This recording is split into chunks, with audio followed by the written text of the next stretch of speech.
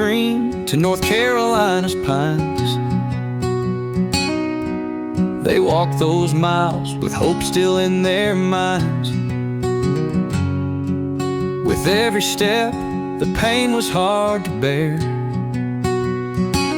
Yet through the tears, they chose to persevere. In Tennessee, they felt the river's cold embrace. Their spirit strong, no hardship could erase. The land of ancestors fading in their view, but their hearts held firm, love for what they knew. On the trail of tears where sorrow met the land, they carried dreams within a calloused hand. In Oklahoma, they found strength in pain, survived the journey through the snow and rain.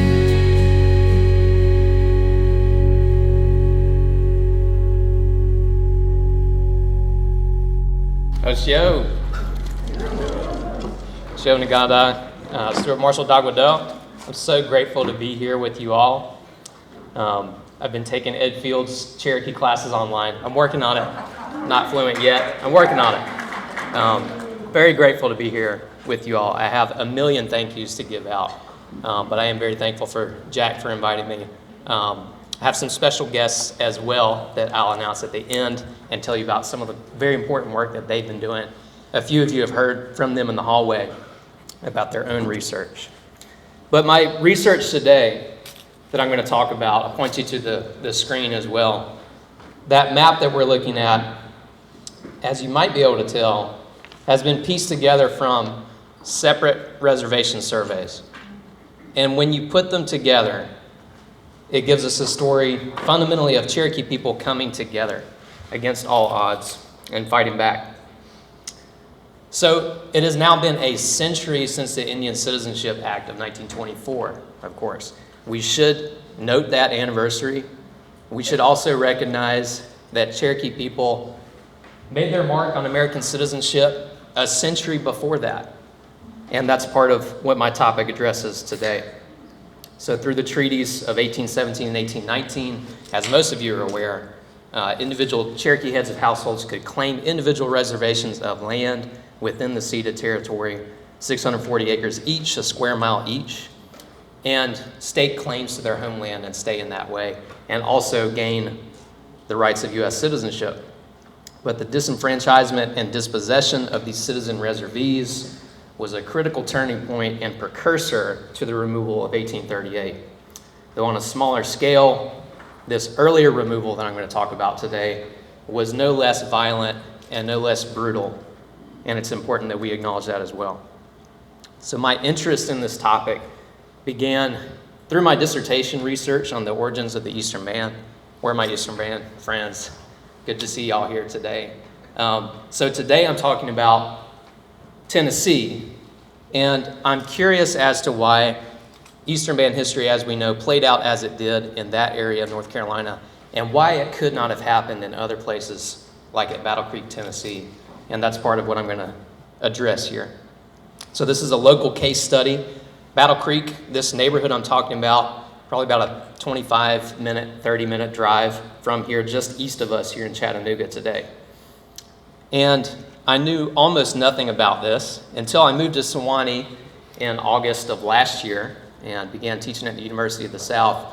And I immediately wanted to know if there might be a local history that we could address about this. And Floyd Ayers, a lot of you knew Floyd, our friend, that he was sort of my first contact to help unpack this history in our neck of the woods, which is about 20 minutes from our campus at the University of the South. So this is a landscape of Cherokee resistance and coalescence that rallied around the leadership of the Lowry family, several of whom, as you can see in that map, claimed reservations through the Treaty of 1819. So they're our central focus for today. And what they endured in the 1820s was nothing less than an invasion. Despite their investment in the early American Republic, they were betrayed and attacked on all sides by white settlers who refused to accept equality with them.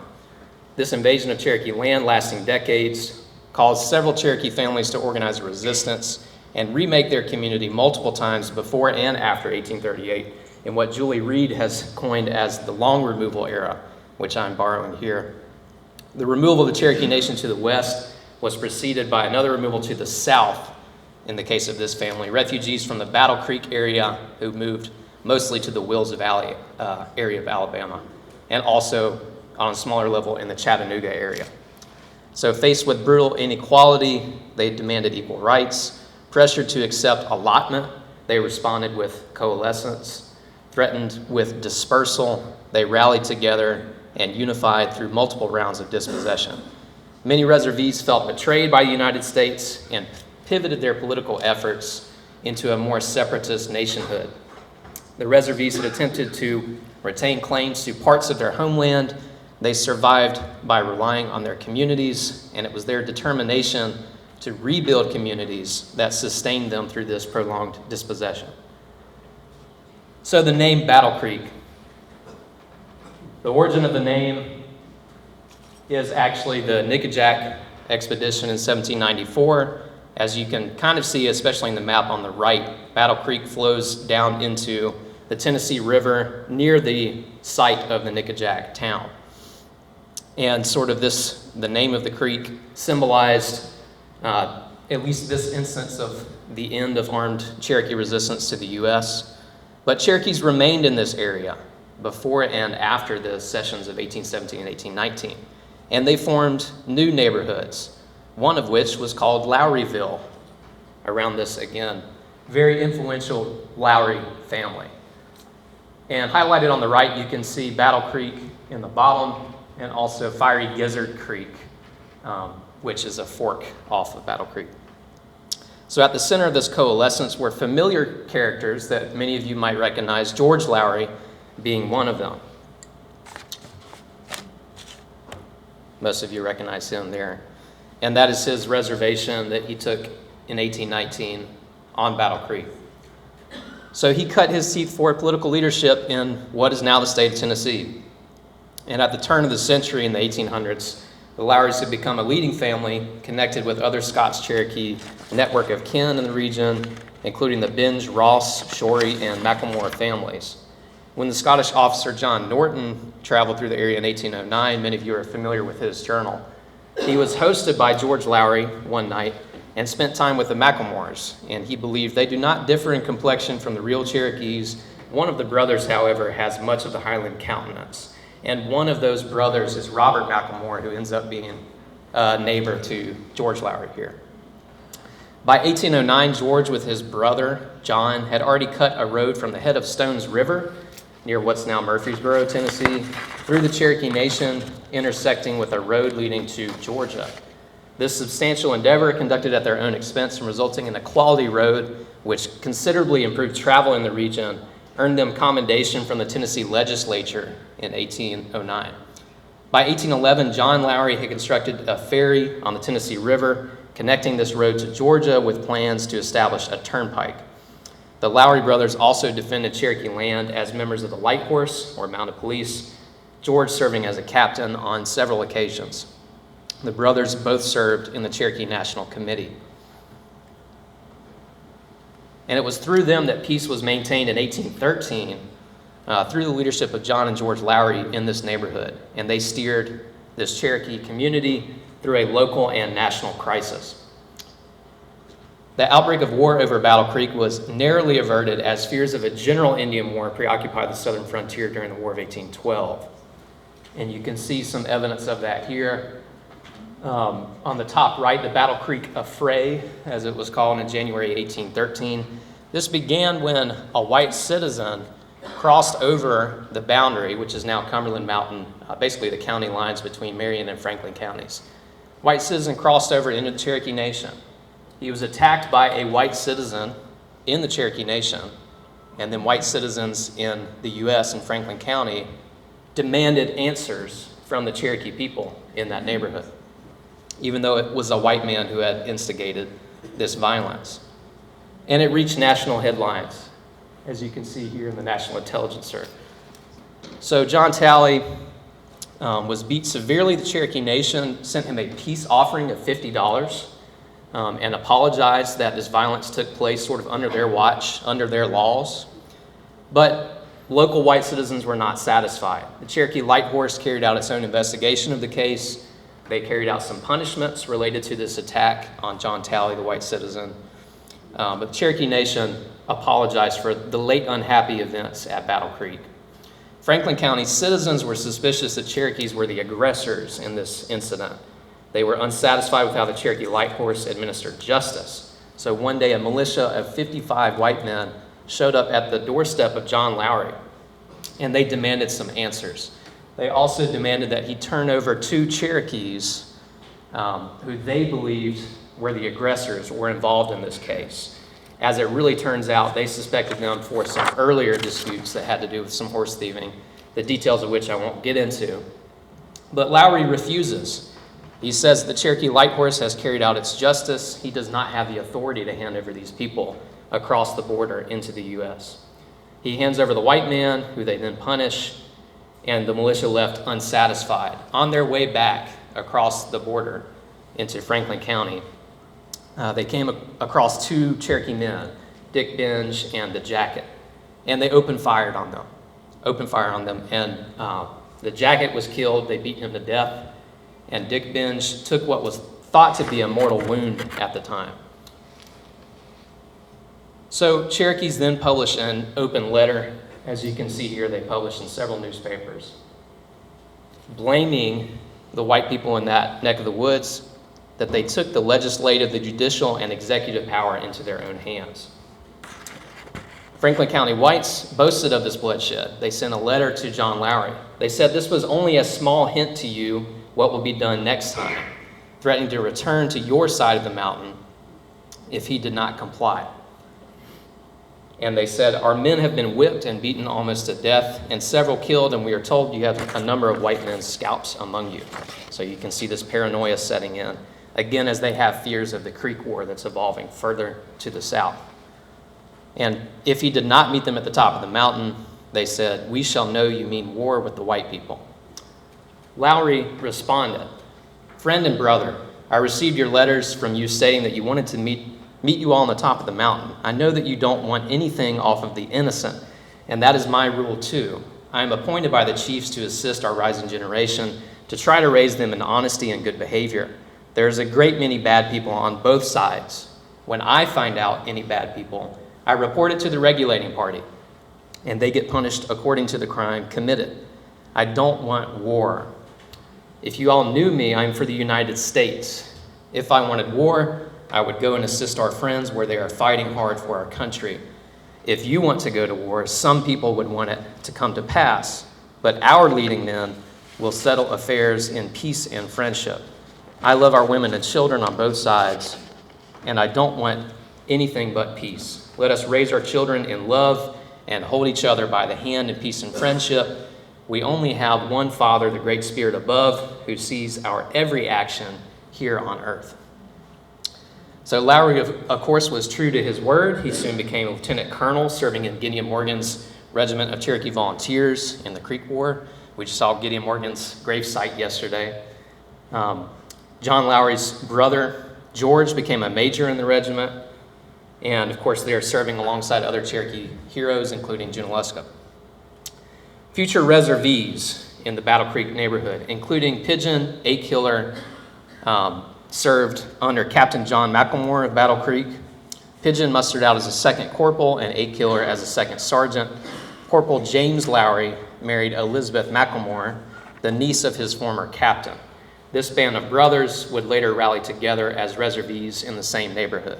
Their military service emboldened them to claim equality with former white comrades. In a request to President Madison, Lieutenant Colonel John Lowry asked to be put on the same footing as our white brothers.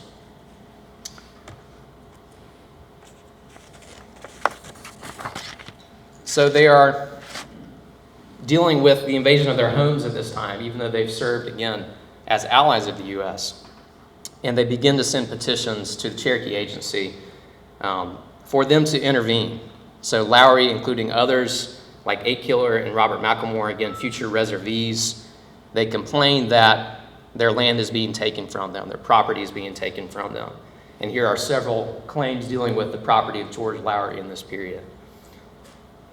And this neighborhood becomes known as Lowryville around this time. By 1816, the U.S. is pressuring them to cede the area for $20,000, but there were about 40 Cherokee families in this area that refused to part with their land. So this brings us to the treaties of 1817 and 1819. And the Lowrys, George and John, were both involved in making the treaty, agreeing to its terms. And you'll see in the Treaty of 1819, you'll see both James and Susanna Lowry mentioned. These are the children of George Lowry. And it specifies within the language of the treaty itself where their reservations were to be. Now, out of the over 300 people who claimed reservations, there are at least 40 women who claimed these individual reservations of land of one square mile or 640 acres.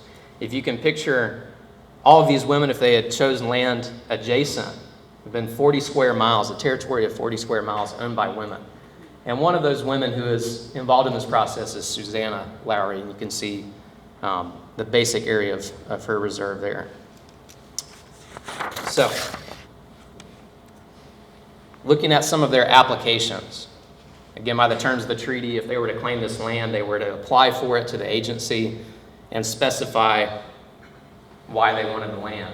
Here, Susanna Lowry, she specifies again that she is going to hold this section of land on Battle Creek and Fiery Gizzard Creek there. And her land is to include the toll bridge over Battle Creek, which again very likely ran along that road that her father and uncle had constructed.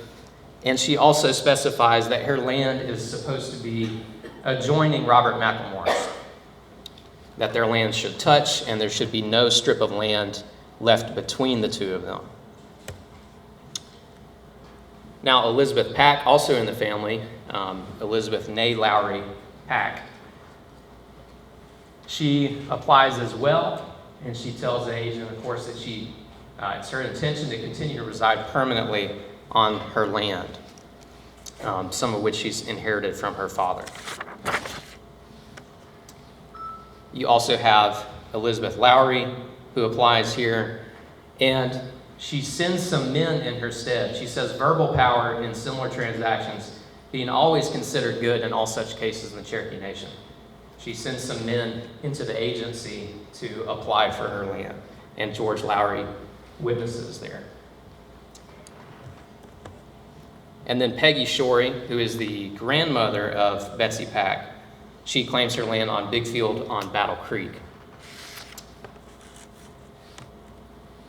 The 8 Killer, he claimed his land on Fiery Gizzard Creek, and his application is unique in that he specifies he wishes to become a citizen of the United States. Again, as a veteran of the Creek War, and specifies here that he wishes to become a citizen. And if you've ever been through that part of Tennessee, it's absolutely beautiful area. The Fiery Gizzard Trail is sort of a nationally renowned hiking trail. I did it this spring. Pretty gnarly terrain, very rocky, but very beautiful area, lots of waterfalls. And he claimed his land somewhere in that area. So, how is this neighborhood coming together? You can see James and Susanna, brother and sister there, their land adjoining one another at the intersection of Battle Creek and Fiery Gizzard Creek. And then their father down here, George Lowry, a little bit farther downstream, also on Battle Creek. Into this neighborhood, they also have the Pigeon, neighboring George Lowry, and Robert McLemore. So now they have 3 within the Lowry family, and then extended kin as well. So the daughter of Robert McLemore is married to James, and then the niece of George Lowry is married to the Pigeon. So to give you a little sort of family tree here, in that chart the reservees are in bold and underlined, but you can see how the Lowry family is at the center of this coalescence here. You have the siblings, George and John, and then their children as well. Almost all of the reservations in Marion County are affiliated with the Lowry family in this way. So this is part of their extended community.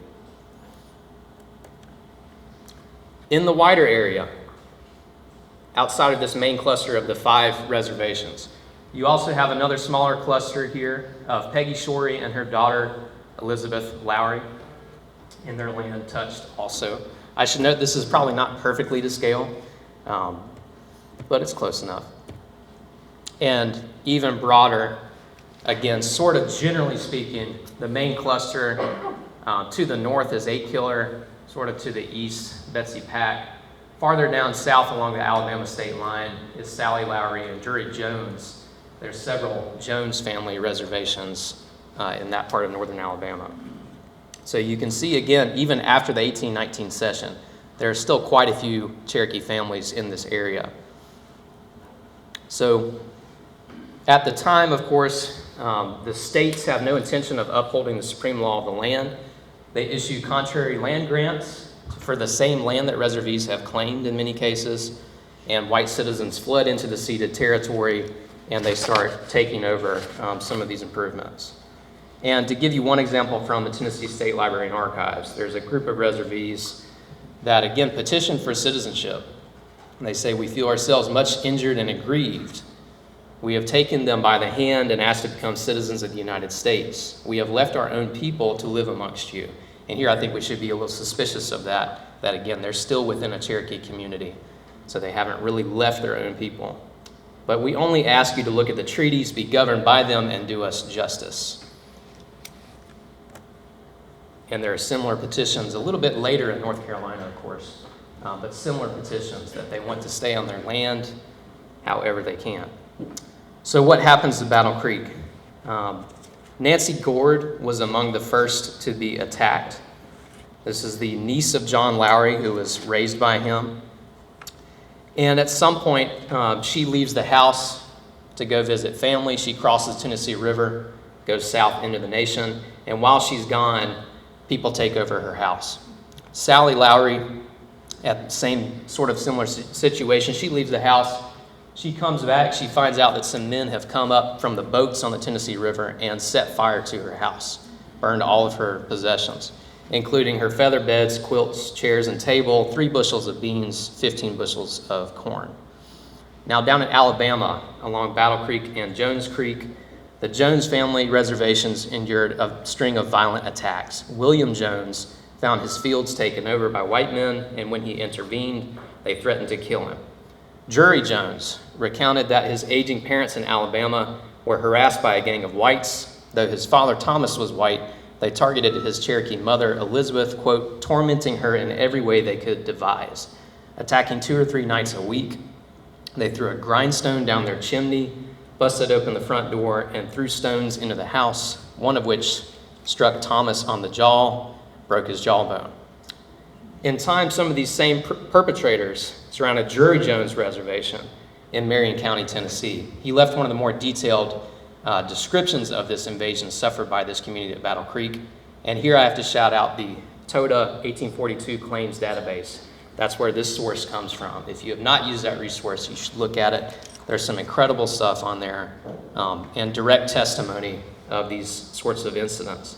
Drury Jones said the white people in the vicinity soon commenced a series of unprovoked and outrageous annoyances, which were carried to such an extreme that I was finally compelled to abandon the place. They were in the habit of coming in the night as lawless gangs of 10 or 15 persons, assailing the house with stones and other missiles, breaking the doors to pieces, tearing down the chimney, and such other abuses, together with threats as they thought would induce me to abandon the place. On one such occasion, a brigand mob came with guns and fired into the house, endangering the lives of its inmates. And lastly, a company came armed with guns who turned me and my family out of doors together with all my furniture and told that unless I left the place, death was my portion. I then moved into the Cherokee Nation as my only refuge from such lawless ruffians. He was unfortunately not alone. Peggy Shorey, a short distance away. The sound of an explosion awoke her one night in early 1820. She ran out of the house in panic, and fled next door to her daughter Elizabeth. As it turned out in some of these claims, a white renter on her property, a white man who was renting some of her land, he had attacked her in the middle of the night by putting a charge of gunpowder in her chimney. According to one claim here, this is after nightfall. He tried to frighten her out of the house by slipping a gun barrel charged with gunpowder through the chimney into the fire and thus exploding it, and in a vociferous and disorderly manner, thereby strong hands throwing all her effects out of her house into the yard and going into possession of the house themselves. And there are multiple instances of testimony about that incident of violence. Now the pigeon, so he is next door to George Lowry here. The pigeon also endured some violence due to some former renters on his place. He had signed a contract with several tenant farmers, white tenant farmers on his property, so he's their landlord, and they agreed to give him a third of their corn every year in exchange for staying on the place and farming on the place. And it is these same renters on his property that attack him eventually. Now there's one white woman in the neighborhood who sees this take place, and she is shocked by what she sees. So she testified. And there's a guy here named John Stuart, so that's a little confusing because that's my name as well, Stuart, of course. Don't get confused here. And there's some profanity, sorry, Mom. So this white woman testified, "I repeatedly heard said Stuart say, 'Hell be damned,' and if he did not drive the pigeon off said land or else tear up and destroy everything he had, for hell be damned if he would not leave as killed the damned Indian as not, and would do so if he did not move." And then one day she sees him knock down Pigeon's corn crib. He lets his cattle and hogs eat all of the corn of this family. And she asks him about it, and he says, "It made no difference except that he supposed that they would get fat on it, and let them eat as much as they wanted, for it was no person's corn but a damned Indian's, that the white people had not a fair chance with them, as the Indian has taken all the best land in the country by reservation, and hell be damned if he did not roust the pigeon off that place." So here you can see that sense of entitlement, that this is the ceded territory, and the white settlers that are coming into this area, they want it all for themselves, and they resent the reservees for holding on there. So what does Pigeon do? He has about maybe 10 bushels of corn left. He hauls it down to George Lowry's for safekeeping, to try to have something a little bit left for his family to eat on for the rest of the year. And Pigeon also, he says through his wife, who acted as an interpreter, he said the land was his and he wanted to remain upon it, that he was compelled to leave his lands or the white people would kill him and his family.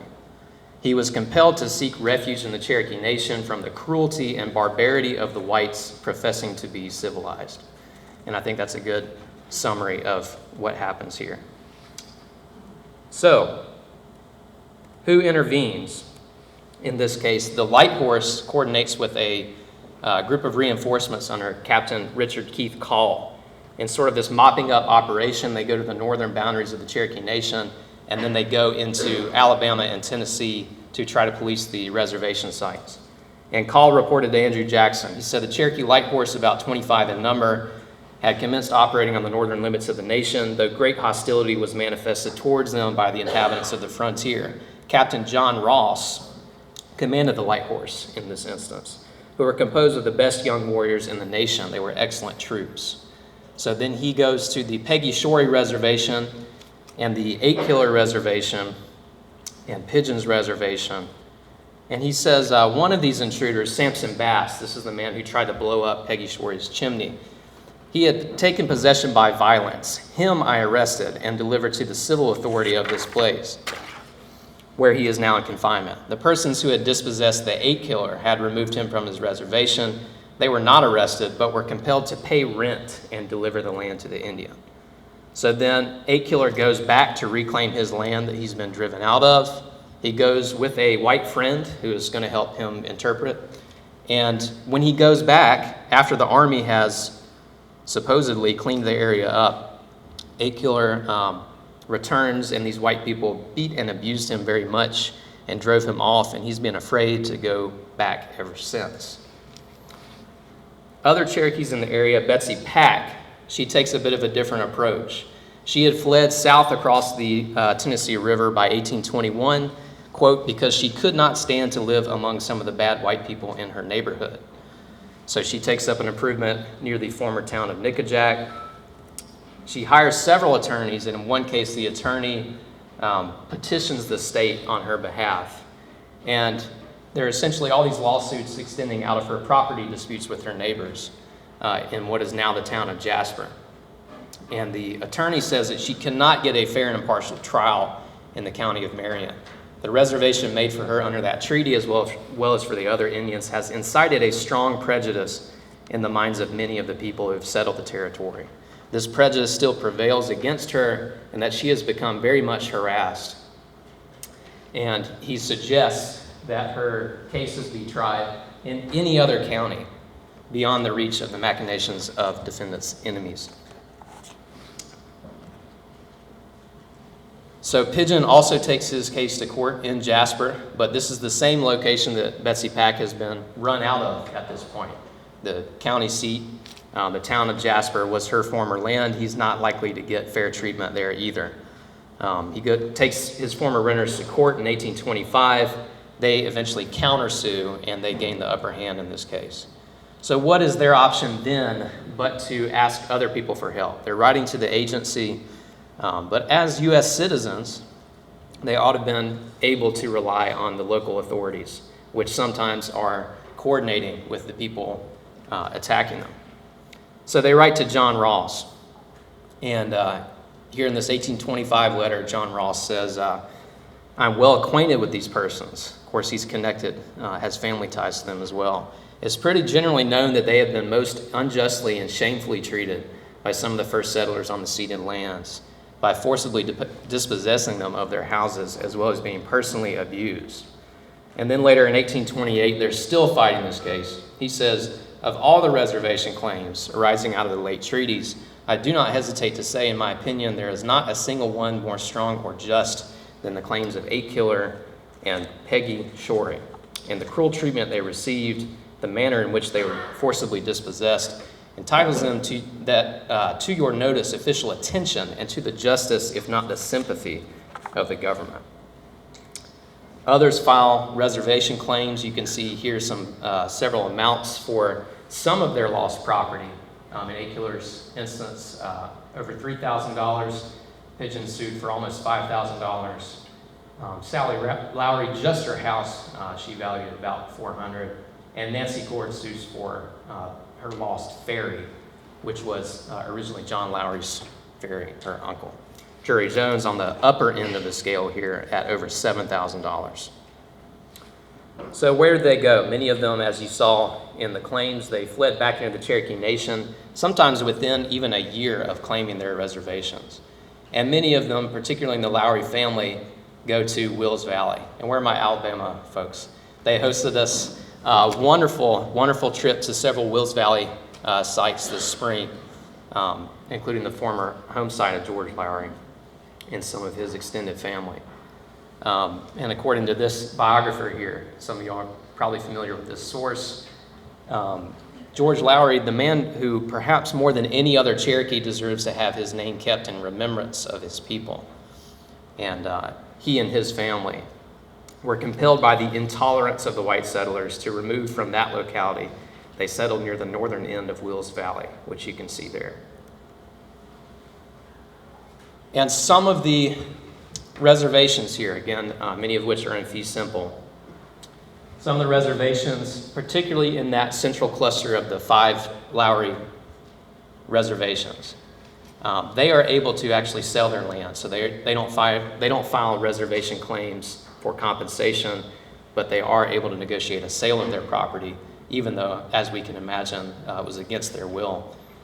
And here you can see, again, them forming community when they write to missionaries. George Lowry was affiliated with the Brainerd Mission, the Presbyterian church there.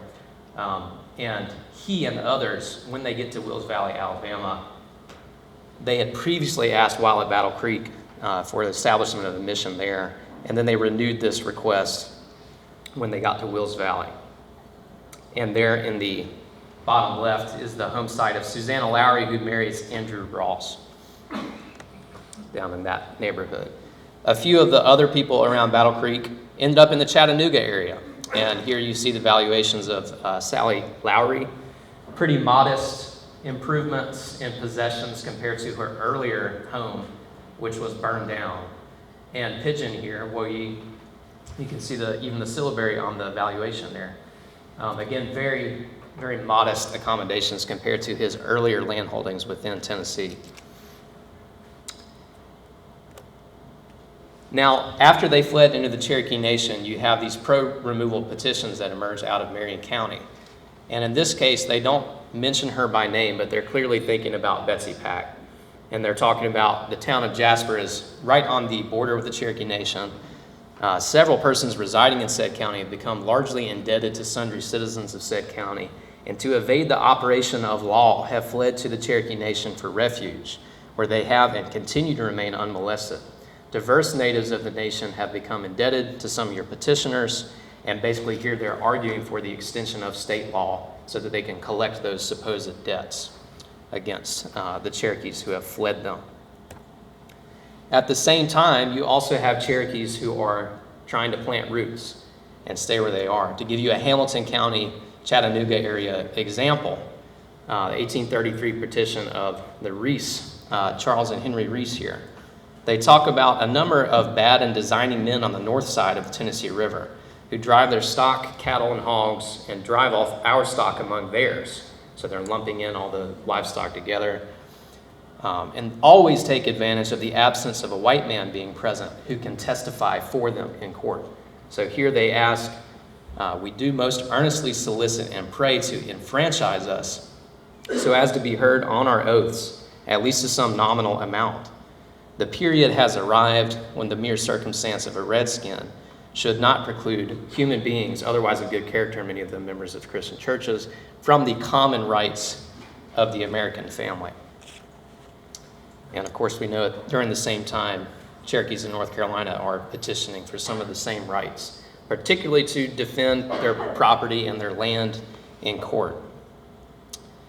And after this, we have another example of a pro-removal petition in Marion County, who are protesting against the Treaty of New Echota, which would have allowed preemptions or smaller reservations, and their earlier experience with the reservations out of the Treaty of 1819 made them realize that they would not tolerate Cherokees as neighbors. And here's what they say to the state of Tennessee.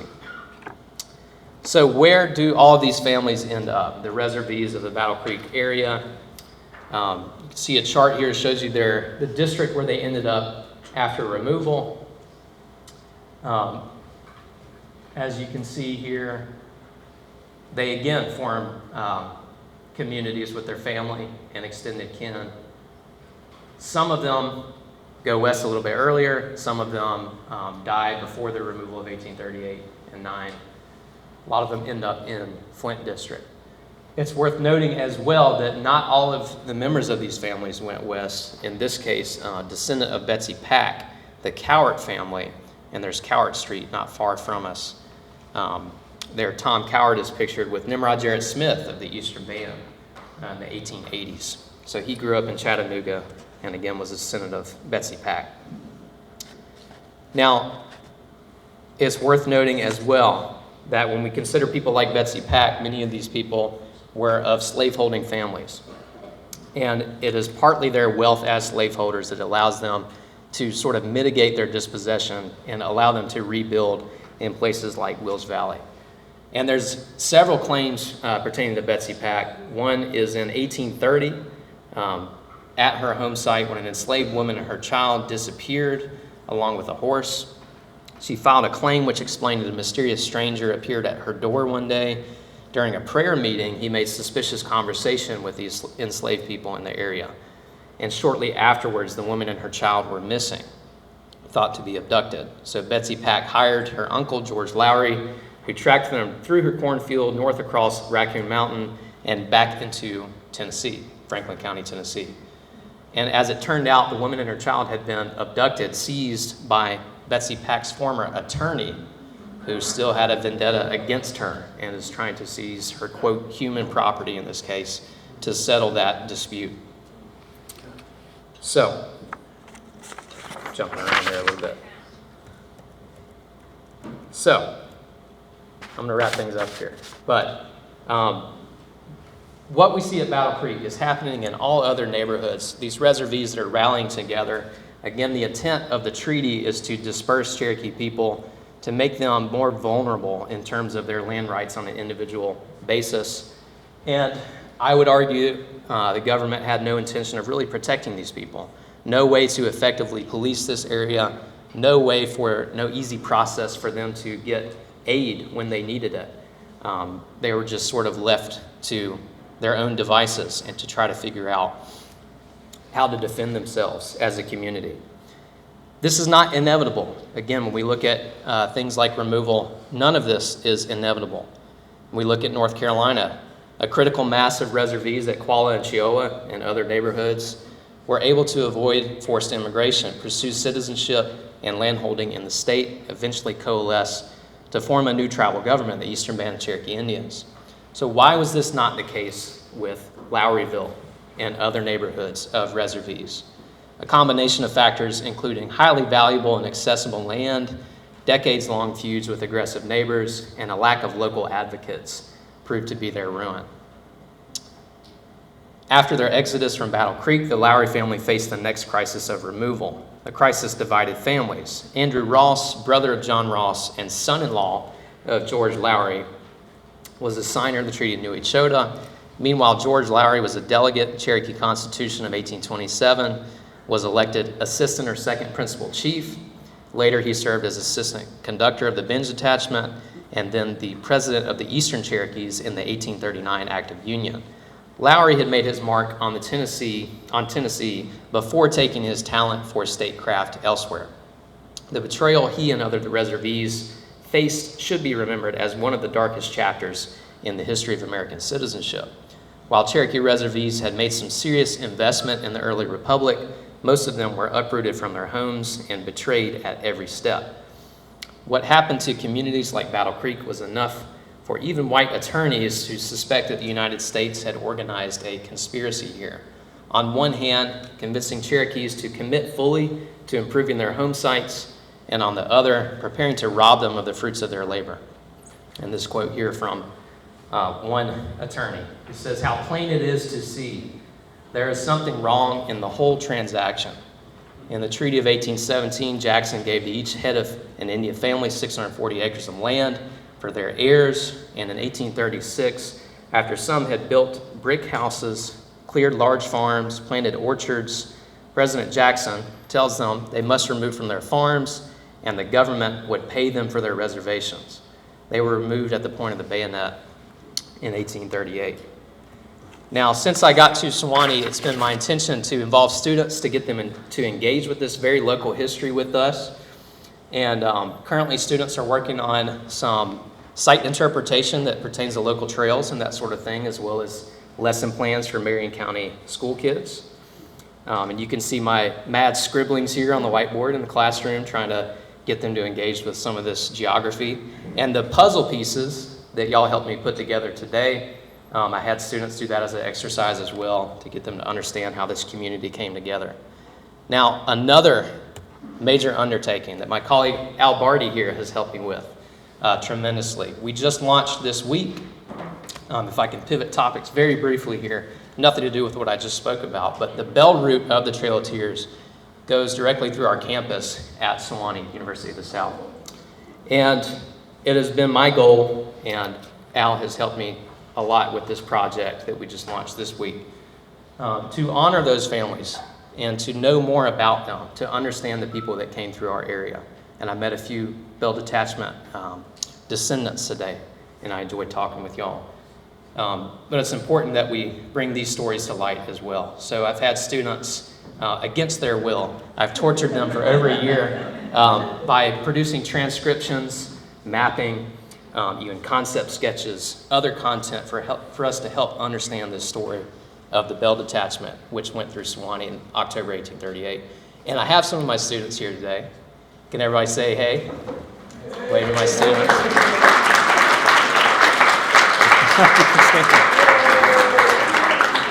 And Allison over there is doing her senior thesis on Betsy Pack, so she is also involved in that local history as well.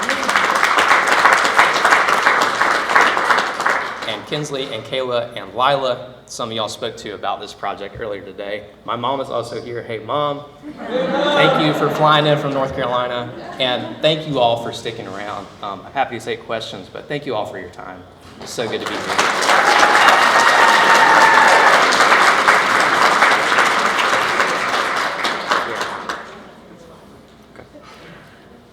Any questions? Questions about the topic or the Bellroot site? Trail of tears where sorrow met the land. They carry dreams within a calloused hand. In Oklahoma, they found strength in pain.